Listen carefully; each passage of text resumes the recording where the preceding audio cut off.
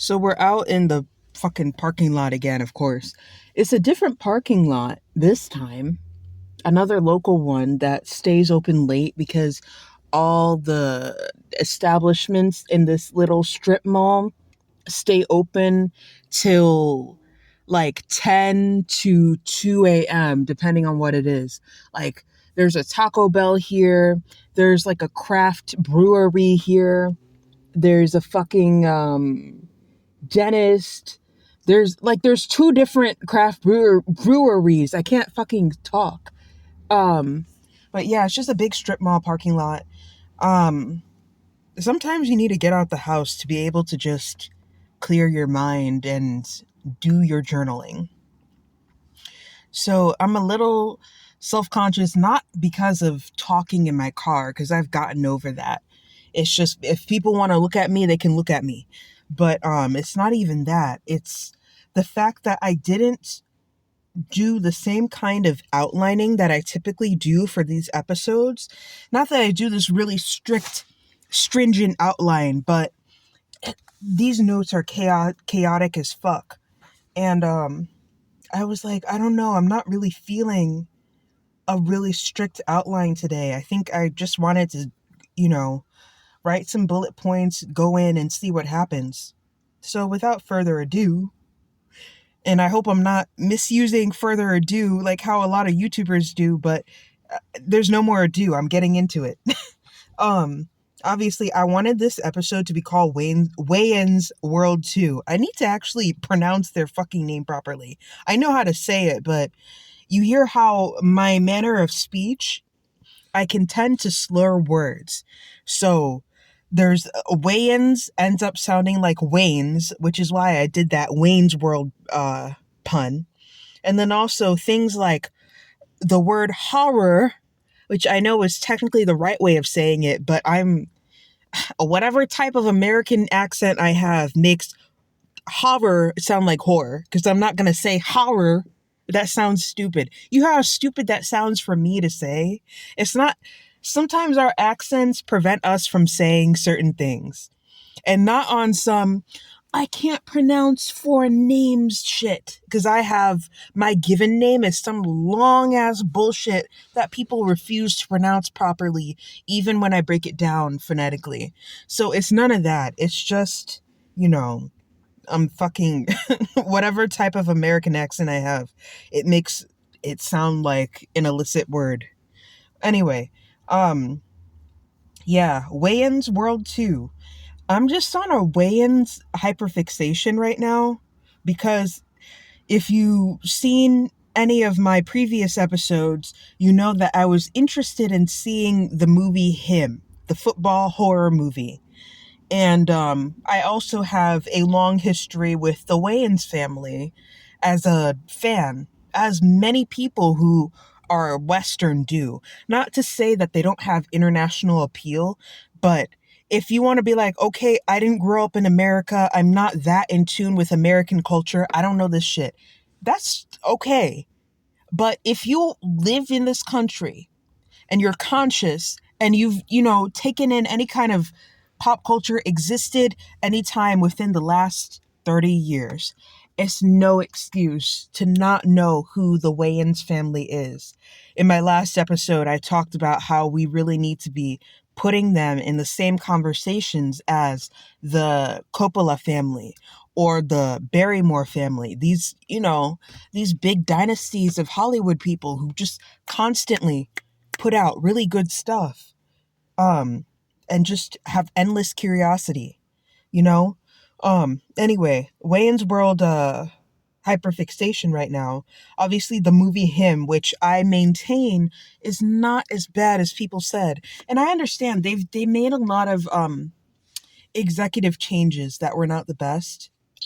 Um, if we believe people on FD Signifier's comment section when he reviewed the movie, people who were actually part of the test audience, people who got to view the original working script.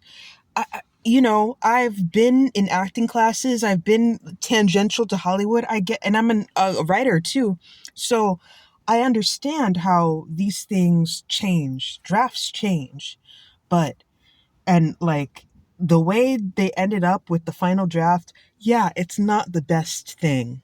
They could have ended it a lot better. It was abrupt in certain ways, but also it was not that bad. It was not that bad. You know, I think there's several different reasons why people didn't like that movie, and I think I need to make like an essay about it because I don't want to start rambling about just bullshit related to him specifically. I wanted to do more of like an overview of the Wayans family so that folks who are not as tuned into them like that can still kind of appreciate what I'm talking about. I highly encourage you, if you've somehow not seen any of the main projects they've been involved with for decades, to go and check them out. Just type in Wayans family on Wikipedia and then just start watching shit that seems interesting to you. Because if you consider yourself, even if you're not American, if you're not wholly interested in American culture like that, if you consider yourself a comedy fan, it's a very prominent part of modern comedy. There's a lot of like social media stuff and pop culture stuff that would not be the same without their influence from the 90s up till now. It would not be the same. I was just rewatching a GQ interview with Marlon Wayans that came out a few years ago, and just whew, these niggas, they are artists. They're artists. I just love hearing him break down craft. And I was Googling trying to see if he had been on any kind of like actors on actors or anything. And from what I've seen, he hasn't been on there. He needs to be on there. Any combination of the Wayans people need to be on actors, you know? Um, and I keep saying without further ado, but that's part of this whole thing of doing it off the cuff. The thing I thought would be fun to talk about that's not strictly about craft, at least at this point, is the music. Digging the Greats YouTube channel, I remember he did a video about the legacy of Kanye West, like this year, either this year or last year. And whenever Kanye went on the most recent, like it sounds crazy to say, but the most recent chunk of like anti-Semitism that Kanye was on, that led up to the fucking nigga Heil Hitler, like all that dumb shit. Um, Digging the Greats did a video just kind of trying to reconcile with that, because he was like, yo, I was about to put out like a massive like retrospective on Kanye as an artist, but having seen what he just did on Twitter last week, I can't do that. And so many of us have given, and this is kind of me speaking sort of for him, like paraphrasing, but also speaking for myself too. I know so many of us have given Kanye chance after chance after chance, but after a certain point, it's like, this nigga, he doesn't care. It's time to stop coddling him. You know, if it's the same with Harry Potter, right?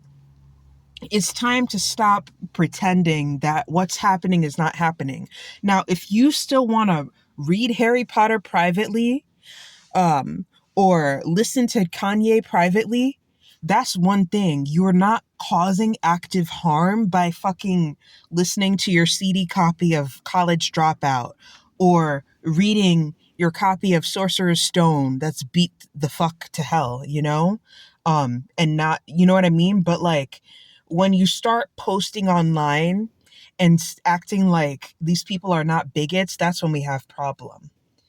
Oh Lord, how did I even get on this point? But the whole point I was trying to say is I brought up Digging the Greats to say that in that Kanye video, he had a very poignant perspective on why we can't just fucking let some of this shit go. And it's because music is the closest thing that we have to a time machine. Music, when you hear a song, then not like a new song, but like when you hear a song you've heard before, 9 times out of 10, it takes you back to that very first time that you heard it. or if it's not the very first time, it's a very significant moment in your life that happened to involve that piece of music. And this can be anything from like a really traumatic moment to a really joyous moment to like just it's a piece of music's use in stuff that you like, whether it's been sampled, remixed, whatever the fuck, used in a famous scene in a movie. Just music is powerful that way. And as a musician, I've been playing music since 2003. Was tinkering with it before then, but like when I was 6 7 years old, I started playing piano, like formal lessons.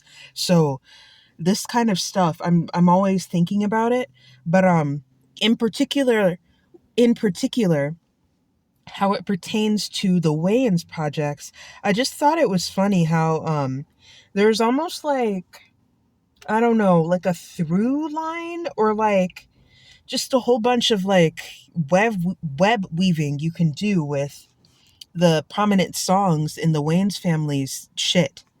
So and this is not an exhaustive list, of course, because again, they're so prolific, but in terms of some of the stuff that resonates with me most, so obviously in Living Color, the sketch show, the one theme song that Heavy D did, and I linked the wrong one in my fucking last thing. I gotta link the correct Heavy D theme song because that wasn't the one I was thinking of. But Heavy D's theme song is just iconic. The one I'm thinking of, I should have wrote down the chord progression, but if I show you, oh god, it's so good. It's the one where it's like the fucking New Jack Swing, where it's like the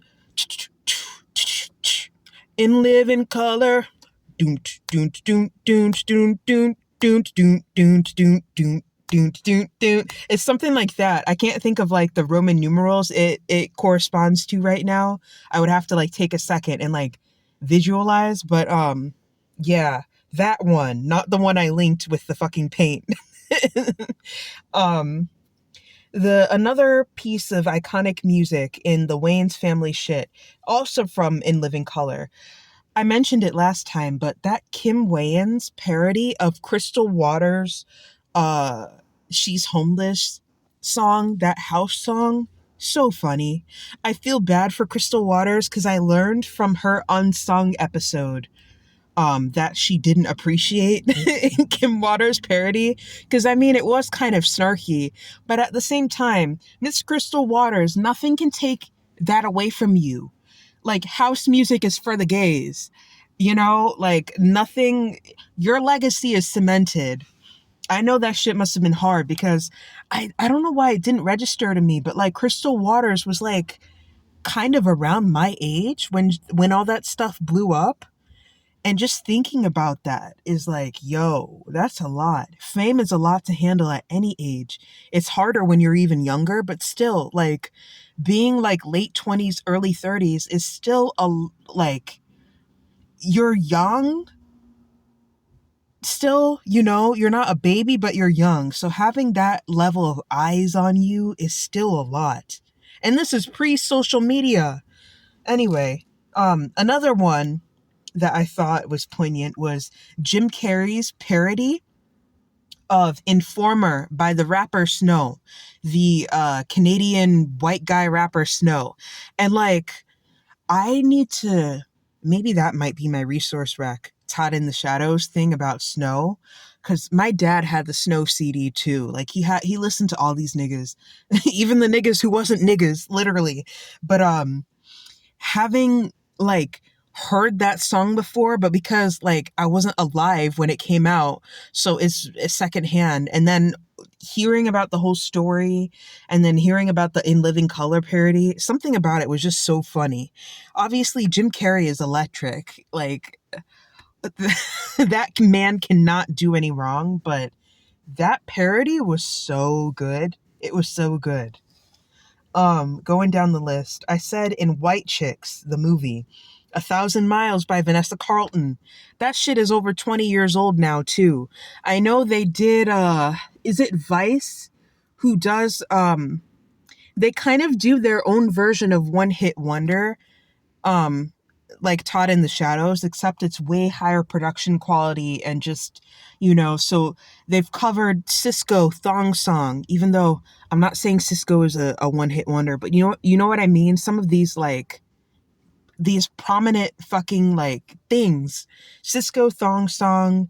They did Who Let the Dogs Out, where they went and tracked down the Baha Men to get the full story of it. They did Vanessa Carlton, 1,000 Miles. They tracked her down and, just got the whole history of how she wrote it, how it blew up, all that.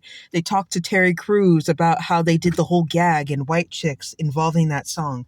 That song, man, if you were not there when that song came out, that was a fucking moment. And I was a babe, like not a baby. I was like 5 years old, but I remember having like a fucking toy karaoke machine, a toy singing machine that had cassette tapes, like karaoke track cassette tapes, and 1,000 Miles was one of the things on there. So just thinking, when I see it in White Chicks, it just brings me back to that moment. Another thing in White Chicks was Move Your Feet by Junior Senior. If you've seen White Chicks, it's during the scene where they have the fashion show. I don't remember where I first heard this song because I didn't first hear it in White Chicks myself. I heard it somewhere else, but I must have first heard it when I was like tween age, late 2000s, because I remember getting Junior Senior, I think they're the European like electronic dance group who made the song. I used to mix them up with the K-pop group Super Junior. There's Junior Senior and there's Super Junior, and they were both popular at the same time. Can you imagine my fucking confusion, bro? But Move Your Feet is a bop. It still hits today. It still hits. Oh Lord. Moving further on, the Wayans Brothers TV show. And I forgot to look this up before I started recording, but I believe the most famous theme song is that Tribe Called Quest thing, where they took the instrumental.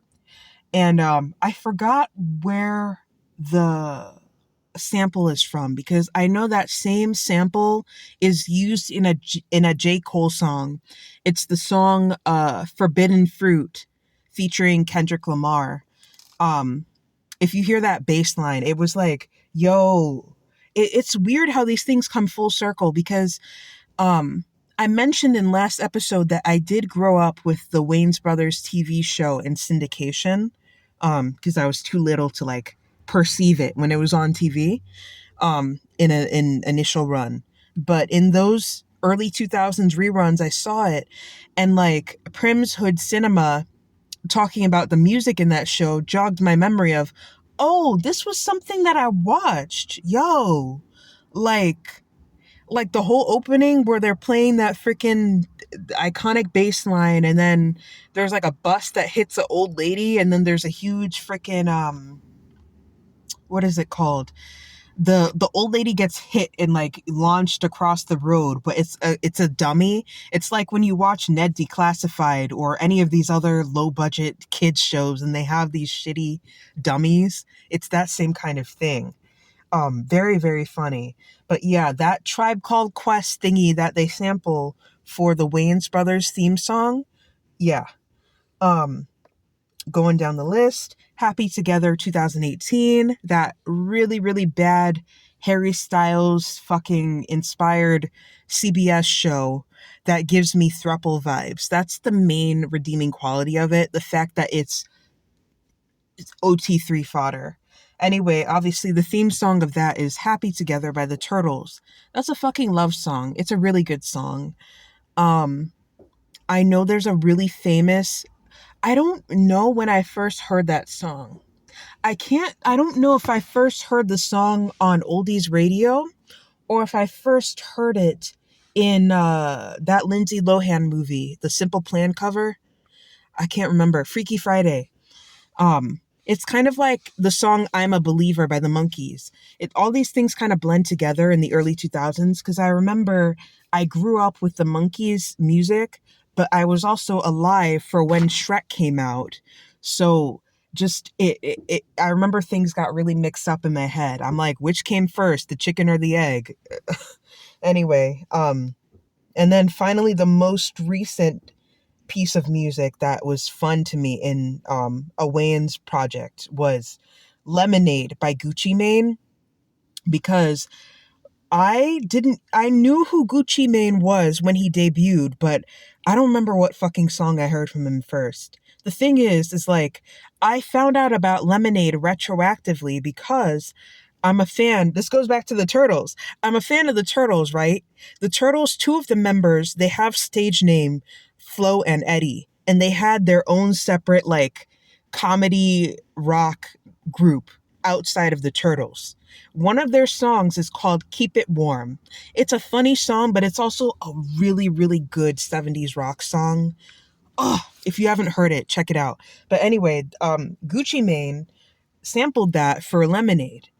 And I thought it was funny because, like, so one, like, when Lemonade came on in Him, I was getting hype because it starts and it makes you think it's the Flo and Eddie song, and the beat switches up, and then it's freaking, you get into that beat. It's so good. But I thought it was poignant because why is this connecting to another horror movie? Because I don't remember what it's called, and because I hadn't seen it, I was just looking up Keep It Warm on YouTube a few years ago, and I saw mad people saying, blah, blah, blah, horror movie brought me here. And the horror movie in question was some shit that David Dastmalchian, sorry to that man, but David Dastmalchian was in. I don't remember if it's the fucking, that Dracula thing, or if it's something else. But it was something that David Dastmalchian was in, where they used the Flo and Eddie thing. So I'm like, what is it, y'all's obsession with putting Flo and Eddie in horror movies? I don't know. I thought that was really funny because it's like, this is the kind of red tape, red string, Charlie Day shit that being an English major primes you for. Lord, there's like mad people being wild. Driving crazy in this parking lot. I know I'm being loud as fuck, but if they're allowed to do donuts and drag race around the Taco Bell drive-through, I'm allowed to be a loud bitch while I'm talking about pop culture, right? But yeah, that was all my main things about the Wayans family. I know, to wrap it up, like, as I've been going down this hyperfixation again, a big pet peeve of mine is people who say things like super definitively that are wrong, and it's something they could have and should have checked. Because, as I've been saying, I've been going down this rabbit hole with Wayans content, and somehow I ended up on something about, I think it was a video of Busy Phillips reminiscing about her work on White Chicks and how it was kind of a sleeper hit almost, how in the last 10-15 years it's gained this new pop culture wave, this new appreciation for it. And people for years, they've asked for sequel, and then in the comments somebody's like, why is there no White Chicks 2? And then somebody else is like, there's no White Chicks 2 because woke culture won't allow it. And that shit, I think I responded to them. So if you happen to be on that same video, you might see Miss Nikki, Radio Regine, like sternly talking to someone about stop with this woke culture bullshit. Because to act like quote unquote woke culture in the bastardized right wing annoying ass way of it is something that's preventing the Wayans family, particularly Marlon, from doing shit is so, you don't know shit about these people beyond that singular movie, clearly, because we have video evidence of why there is no White Chicks sequel. In one of the videos I rewatched, that GQ thing, Marlon Wayans is like, there's no White Chicks 2 because me and Sean don't want to be in makeup for 7 hours and be running on 2 hours of sleep for 65-day shoot, you know, in our age at this time, which makes sense because you think about like Jim Carrey in the 2000s Grinch movie. He didn't like that shit. Makeup of that nature is a lot to go through. It's a lot. And white chicks, they did it. So what else are you, doing with that concept? They did it. It's done. They don't need a sequel for it, especially not 25 plus years later. The time for a sequel would have been back then. But yeah, that whole like woke culture, that shit pissed me off, because it's like, not only do you have that evidence of white chicks, there's also the fact that the Wayans family is not scared of pushing the envelope. For you to even say that, you're an idiot, because they're still working. And then 3, fucking Marlon Wayans, I'm pretty sure, is the one who has a trans son. So what is this about woke culture? They're too scared, blah, blah, blah. Like, what? Lord. Marlon Wayans, the one who's never really, made fun of gay people like that. Even back in the day where they were doing a lot of drag and shit, it was always from this sincere place when you think about it. Because when I was watching one of these interviews, he was saying, yeah, back when I worked with Jamie Foxx and we were doing the whole Wanda thing, yeah, the funny thing is that Wanda is ugly, but at the same time, Marlon Wayans' character, who was supposed to be an ugly man, bonded with Jamie Foxx's character, who's supposed to be an ugly woman. And you have these two brown-skinned, dark-skinned people who are supposed to be the butt of the joke, but then there's a little heart there because, oh, we love each other because we're bonding over being negged by society. There's always a certain kind of heart that him and his collaborators have always had in their work. And it just pissed me off when you see the freaking stupid anti-woke brigade who don't even know what stay woke originally meant, just perpetuating nonsense. It kind of reminds me of what Ofi Doki, the YouTuber, has talked about with regard to I think they called it misogyny slop ecosystem or misogyny slop industrial complex, where you get that kind of stuff, where you get the kind of thing that makes people say women comics are inherently unfunny. All this nonsense. So, but let me try to think of my rec that I want to do today, because I literally did not write shit down. I didn't write shit down. Honestly. Maybe it might be one of these comedy things. I think I'm going to link y'all to the Laugh Factory, but specifically the chocolate sundaes event that they hold every week. Because, if you're any kind of fan of comedy and you know anything about Western comedy, you might be familiar with the venue, the Laugh Factory, that's out in California. They have this thing called Chocolate Sundaes, where it's a mostly black crowd and the comedians all play to that black crowd, for better or for worse. And it just makes for a delightful kind of chaos. So I think that's finna be my recommendation. Checking out anything from Chocolate Sundaes, because if you like anything related to the Wayans, or you're curious about the Wayans, I would say check out the Wayans Family Wiki. And then if you just need black comedy that Nikki, me, is endorsing, anything from Chocolate Sundaes. So between those two, get your black comedy life. Anyway, I didn't expect to make another freaking near 30-minute long episode today, going off the cuff, but I hope y'all are doing well. I thank you so much for continuing to listen, and I'll see you in the next one. Hopefully it's more organized.